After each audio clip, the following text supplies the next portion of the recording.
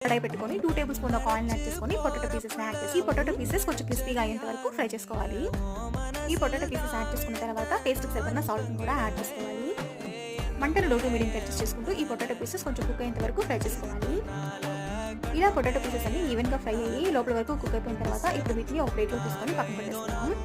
అదే కడాయిలో ఇంకొంచెం ఆయిల్ ఉంటుంది కదా, సో అదే ఆయిల్లో 1/2 టేబుల్ స్పూన్ దాకా ఆవాలు, 1/2 టేబుల్ స్పూన్ దాకా జీలకర్ర, 1/2 టేబుల్ స్పూన్ దాకా పచ్చెనపప్పు, 1/2 టేబుల్ స్పూన్ దాకా మినపప్పు, కొంచెం కరివేపాకు, 2 ఎండుమిర్చి, 4 లేదా 5 దాకా కొంచెం పచ్చగా దంచుకున్నటువంటి వెల్లుల్లిని యాడ్ చేసుకోవాలి. ఇప్పుడు వీటన్నింటిని కొంచెం దోరగా ఫ్రై చేసుకోవాలి. ఇవి కొంచెం దోరగా ఫ్రై అయిన తర్వాత ఇప్పుడు మనం ముందుగా ఫ్రై చేసుకున్నటువంటి బంగాళదుంప ముక్కలను యాడ్ చేసుకోవాలి. 1/2 టేబుల్ స్పూన్ దాకా పసుపు, మీ స్పైసీనెస్ తగినంత కారం, 1/2 టేబుల్ స్పూన్ దాకా ధనియాల పౌడర్, 1/2 టేబుల్ స్పూన్ దాకా జీరా పౌడర్ని యాడ్ చేసుకోవాలి. ఇప్పుడు ఈ స్పైసెస్ అన్ని బంగాళదుంప ముక్కలకు పట్టేలాగా మంచిగా మిక్స్ చేసుకోవాలి. ఈ స్పైసెస్ అన్ని యాడ్ చేసుకున్న తర్వాత 2 నిమిషాల పాటు ఫ్రై చేసుకొని స్టవ్ ఆఫ్ చేసేసుకొని సర్వ్ చేసేసుకోవాలి.